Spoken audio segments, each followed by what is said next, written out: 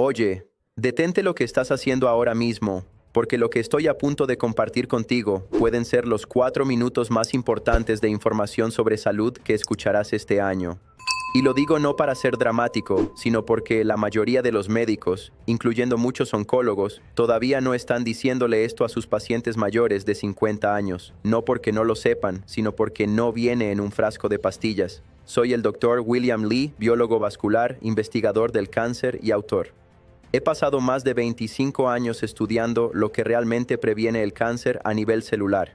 Y lo que he descubierto, confirmado por un estudio histórico de 2022 de la Harvard T.H. Chan School of Public Health, que siguió a más de 116,000 adultos durante 28 años, es que una categoría específica de hábitos diarios reduce el riesgo general de cáncer hasta en un 61% en adultos mayores de 50 años. 61%. Eso no es un suplemento, no es quimioterapia, es estilo de vida. Y hoy voy a desglosar los 5 hábitos específicos que componen esa categoría, explicarte exactamente por qué funcionan a nivel celular y molecular, y darte un plan concreto que puedes comenzar a implementar esta misma semana. Pero primero, necesito que entiendas algo fundamental sobre el cáncer que la mayoría de las personas nunca escuchan en el consultorio, porque sin este contexto, todo lo demás que voy a decirte no tendrá el peso que merece. El cáncer no es un evento, es un proceso lento, silencioso, que comienza décadas antes de que cualquier tumor sea visible en una imagen diagnóstica. Las células cancerosas no aparecen de la noche a la mañana, se desarrollan a través de una serie de pasos progresivos que los oncólogos llamamos iniciación, promoción y progresión. En la fase de iniciación, una célula normal sufre una mutación en su ADN, ya sea por exposición a carcinógenos, por errores en la replicación celular o por daño oxidativo.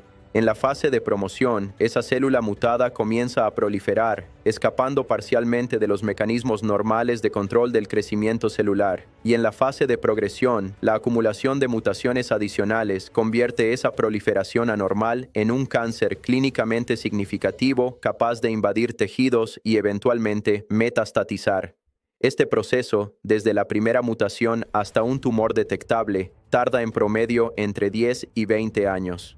Lo que significa que el cáncer que alguien recibe a los 65 años comenzó su desarrollo silencioso cuando esa persona tenía 45 o incluso 40 años.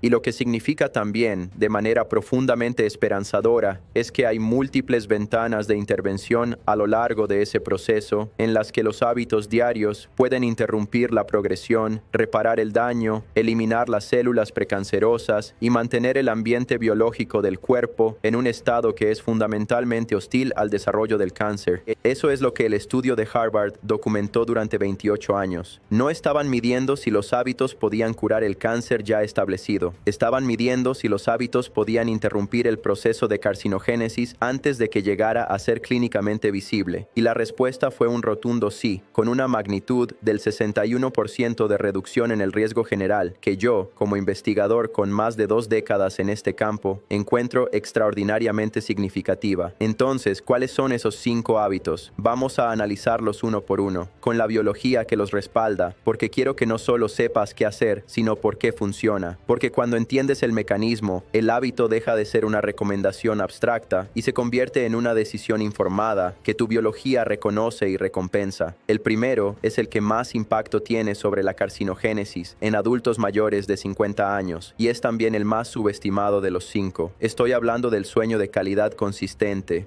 Y sé que cuando la gente escucha sueño en el contexto de la prevención del cáncer, la reacción inicial es escepticismo. Parece demasiado simple, demasiado cotidiano, pero la biología del sueño y el cáncer está entre las áreas de investigación oncológica más activas y más reveladoras de la última década. Y lo que ha emergido es profundamente sobrio. Durante el sueño profundo, específicamente durante las fases de sueño de ondas lentas, ocurren 2 procesos que son directamente anticancerígenos y que no pueden ocurrir con la misma eficiencia en ningún otro momento del día. El primero es la actividad máxima de vigilancia inmunológica por parte de las células NK, las células Natural Killer. Las células NK son la primera línea de defensa del sistema inmunológico contra las células cancerosas. Su función es patrullar el cuerpo, identificar células con marcadores de daño en el ADN o expresión anormal de proteínas de superficie y eliminarlas antes de que puedan multiplicarse. La actividad de las células NK sigue un ritmo circadiano con su pico durante las horas de sueño nocturno. Un estudio publicado en el Journal of Experimental Medicine demostró que incluso una sola noche de sueño reducido, definido como 4 horas en lugar de las 7 a 8 habituales, producía una reducción del 70% en la actividad de las células NK al día siguiente, 70% de reducción en la vigilancia antitumoral del sistema inmunológico por una sola noche de mal sueño. En alguien que duerme mal crónicamente, esta reducción se convierte en un déficit sostenido de vigilancia inmunológica que a lo largo de años permite que células precancerosas que habrían sido eliminadas escapen a la supervisión del sistema inmune. El segundo proceso es la producción de melatonina. La melatonina no es solo una hormona del sueño, es uno de los antioxidantes endógenos más potentes que el cuerpo produce y tiene efectos directos sobre la carcinogénesis que van mucho más allá de su función circadiana. La melatonina inhibe la proliferación de células cancerosas a través de múltiples mecanismos, incluyendo la supresión del receptor de estrógeno en células de cáncer de mama, la inhibición de la angiogénesis tumoral, que es el proceso por el cual los tumores construyen su propia red vascular, y la activación de la apoptosis en células con daño en el ADN. Su producción ocurre exclusivamente durante la oscuridad y durante el sueño, con el pico de producción entre la medianoche y las 3 de la mañana. La exposición a la luz artificial durante la noche, las pantallas, las luces de la habitación, incluso una luz nocturna encendida mientras se duerme, suprime la producción de melatonina de manera mensurable. Una revisión publicada en Cancer Causes and Control, que analizó datos de más de 15 estudios, encontró que los trabajadores de turno nocturno, cuya producción de melatonina es crónicamente suprimida por la exposición a la luz durante las horas que deberían ser de oscuridad, tienen tasas significativamente más altas de cáncer de mama, cáncer de próstata y cáncer colorectal que los trabajadores diurnos, incluso después de controlar por todos los demás factores de riesgo conocidos. La Organización Mundial de la Salud clasificó el trabajo nocturno con disrupción del ritmo circadiano como probable carcinógeno humano, no el trabajo en sí, la disrupción del ciclo de luz y oscuridad que suprime la melatonina. Esta es la magnitud de la relevancia oncológica del sueño. La recomendación práctica para maximizar el beneficio anticancerígeno del sueño incluye mantener una ventana de sueño consistente de 7 a 9 horas, dormir en oscuridad completa sin ninguna fuente de luz en la habitación, incluyendo pantallas en modo standby, mantener la habitación fría entre 17 y 19 grados Celsius para favorecer el sueño profundo y evitar la exposición a la luz azul de pantallas en la hora previa al sueño para permitir el inicio de la producción de melatonina. El segundo hábito es el que más directamente impacta la iniciación del cáncer a nivel molecular y es la práctica consistente de actividad física moderada. No estoy hablando de entrenamiento de élite ni de horas en el gimnasio. El estudio de Harvard específicamente identificó el rango más beneficioso para la prevención del cáncer como entre 150 y 300 minutos de actividad física moderada por semana, lo que equivale a entre 20 y 45 minutos de caminata vigorosa diaria. Y los mecanismos por los que el ejercicio moderado previene el cáncer son múltiples, directos y extraordinariamente bien documentados. El primero es la reducción de los niveles circulantes de insulina e IGF-1, el factor de crecimiento similar a la insulina tipo 1. La insulina e IGF-1 son potentes factores de crecimiento celular que cuando están crónicamente elevados, debido al sedentarismo y la resistencia a la insulina, activan vías de señalización intracelular, específicamente PI3K-AKT-mTOR, que promueven la proliferación celular y suprimen la apoptosis. Estas vías están entre las más frecuentemente sobreactivadas en las células cancerosas humanas. El ejercicio regular mejora la sensibilidad a la insulina, reduce los niveles circulantes de insulina e IGF-1 y al hacerlo, reduce el estímulo de crecimiento que estas moléculas proporcionan a cualquier célula con daño en el ADN que esté en proceso de transformación maligna. El segundo mecanismo es la reducción de la inflamación sistémica crónica. El músculo esquelético en contracción produce moléculas antiinflamatorias llamadas miocinas, entre las cuales la IL-6 muscular, la iricina y la IL-15 tienen efectos documentados de supresión de las vías inflamatorias que crean el ambiente tumoral favorable. Cada vez que caminas, nadas o pedaleas, Tus músculos están secretando activamente moléculas que reducen el ambiente inflamatorio en el que los tumores prosperan. Este efecto antiinflamatorio del ejercicio regular es acumulativo y produce reducciones medibles en los marcadores de inflamación sistémica como la proteína C reactiva y la IL-6 sérica en personas que mantienen una actividad física consistente. El tercer mecanismo es el más directamente relevante para las mujeres mayores de 50 años y es la reducción de los niveles circulantes de estrógeno. Después de la menopausia, el tejido adiposo se convierte en la principal fuente de producción de estrógeno en el cuerpo a través de la aromatización de andrógenos. Los niveles elevados de estrógeno circulante son el principal factor de riesgo hormonal para el cáncer de mama y el cáncer de endometrio. El ejercicio regular reduce la masa grasa corporal y por ese mecanismo reduce la aromatización periférica y los niveles circulantes de estrógeno. Un estudio publicado en el Journal of the National Cancer Institute encontró que las mujeres posmenopáusicas que realizaban ejercicio moderado regular tenían niveles de estrógeno sérico entre un 20 y un 30% más bajos que sus pares sedentarias de edad, peso y composición corporal comparable, y que esta diferencia se correlacionaba directamente con una reducción proporcional en el riesgo de cáncer de mama. El tercer hábito es la alimentación antiinflamatoria consistente, y quiero ser específico aquí porque la palabra alimentación saludable se ha vuelto tan vaga y tan cargada de significados contradictorios que ya no comunica nada concreto. Lo que la investigación sobre prevención del cáncer identifica como el patrón dietético más protector no es una dieta particular con un nombre de marca, es un conjunto de principios que emergen consistentemente de los datos epidemiológicos y de la biología mecanística.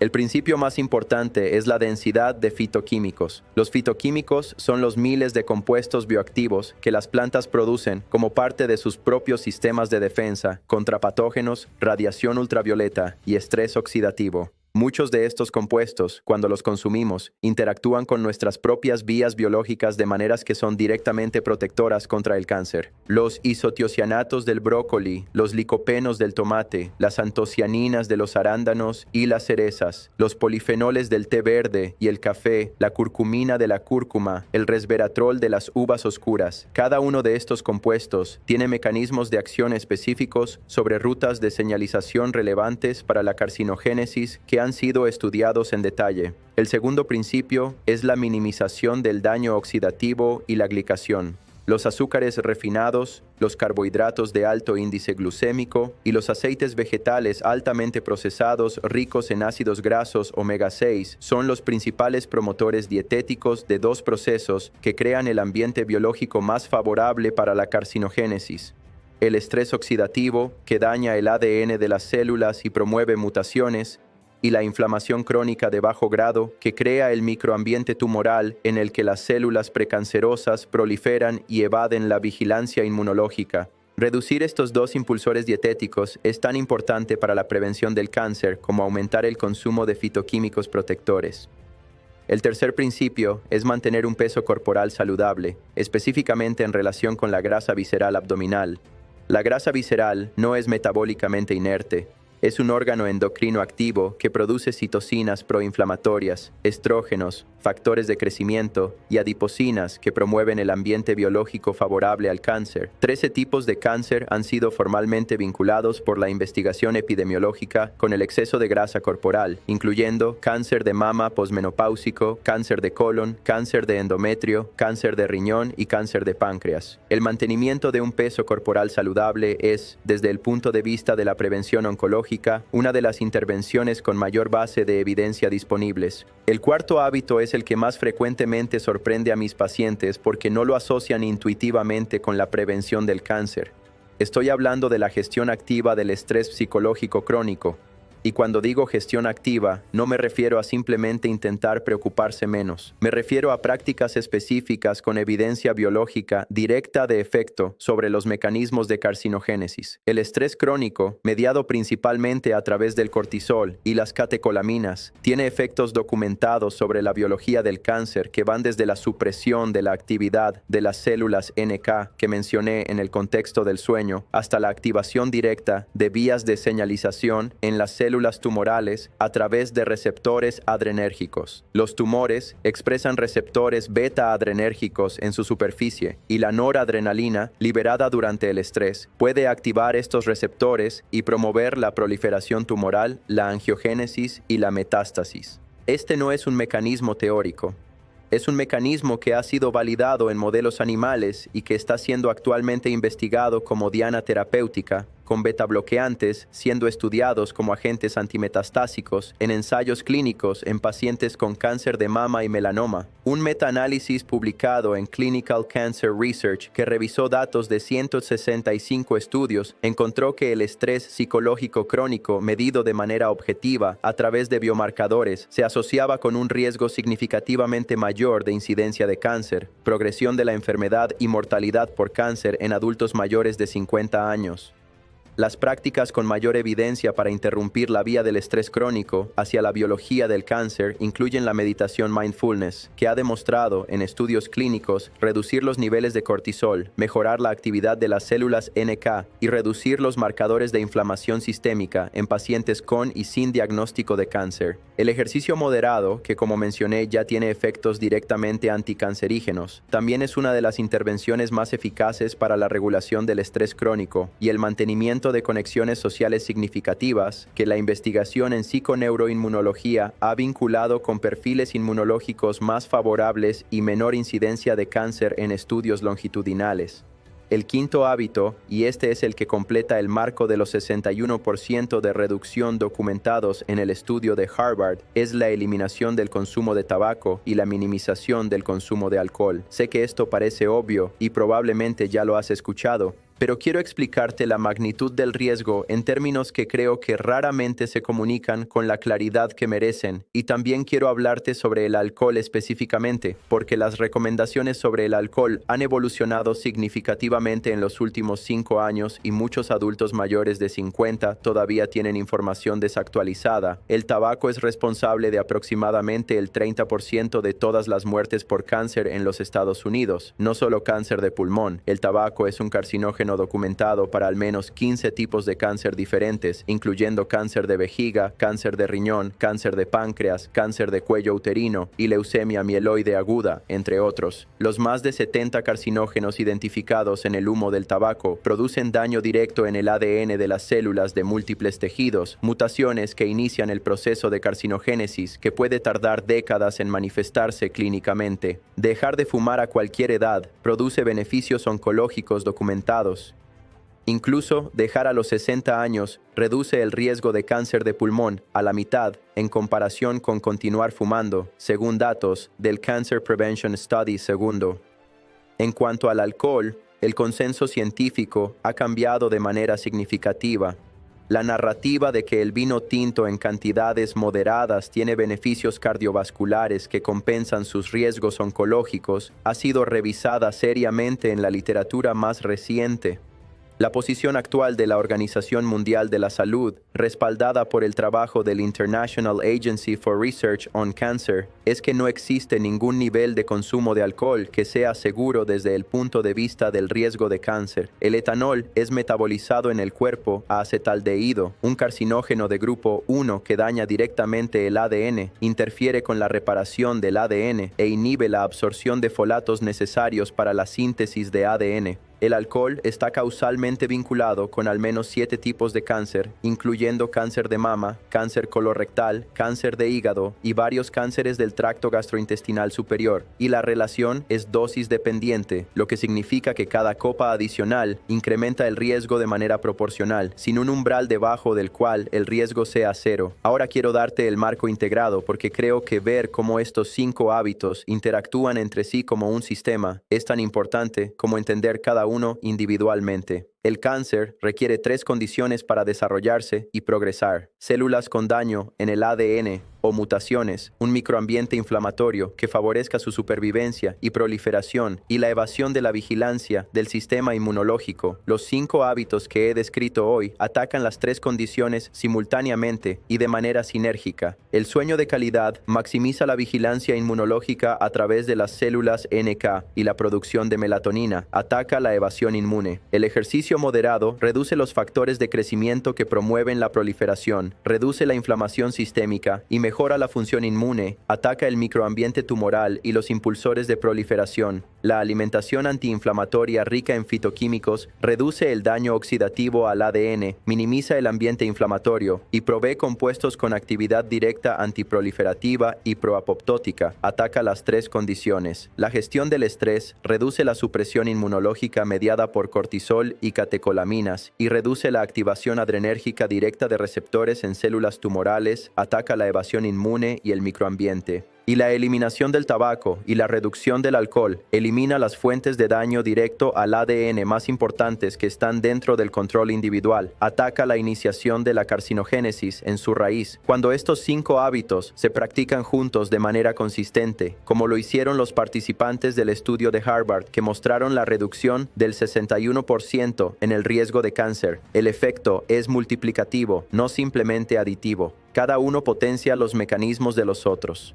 Un sistema inmune bien descansado responde mejor a los fitoquímicos antiinflamatorios de la dieta. El ejercicio moderado mejora la calidad del sueño y el metabolismo de los fitoquímicos. La reducción del estrés mejora la función inmune que el sueño ya está maximizando. Estos no son 5 hábitos aislados. Son 5 componentes de un sistema biológico integrado de defensa contra el cáncer que el cuerpo humano ha tenido siempre la capacidad de activar, pero que las condiciones de la vida moderna tienden sistemáticamente a suprimir. Quiero cerrar con algo que considero fundamental para la manera en que la gente mayor de 50 años debería pensar sobre la prevención del cáncer. El momento más poderoso para intervenir en el proceso de carcinogénesis no es después del diagnóstico, es antes, en los años y las décadas en que el proceso está avanzando silenciosamente, antes de que ninguna imagen diagnóstica pueda detectarlo. Los hábitos que he descrito hoy son más poderosos como intervenciones preventivas que como intervenciones terapéuticas, precisamente porque actúan sobre el proceso en sus etapas más tempranas y más reversibles. El cáncer no es destino, no es simplemente mala suerte ni mala genética para la mayoría de las personas. Es el resultado de décadas de la relación entre el genoma y el ambiente. Y el ambiente, en gran medida, es lo que creamos con nuestras decisiones diarias, el sueño que elegimos proteger, el movimiento que incorporamos, los alimentos que ponemos en nuestro plato, la manera en que gestionamos el estrés y las exposiciones tóxicas que evitamos. 61% de reducción en el riesgo de cáncer, documentado en 116,000 personas durante 28 años, no en un laboratorio, en la vida real, de personas reales que eligieron día tras día los hábitos que su biología les agradece. Soy el Dr. William Li. Si este video te dio algo valioso hoy, compártelo con alguien mayor de 50 años en tu vida. Suscríbete a este canal si quieres continuar recibiendo información médica basada en evidencia que puedes aplicar de manera inmediata y práctica. Y déjame un comentario abajo. Quiero saber cuál de estos 5 hábitos ya practicas y cuál vas a comprometerte a comenzar esta semana. Tu biología está escuchando cada decisión que tomas. Dile lo correcto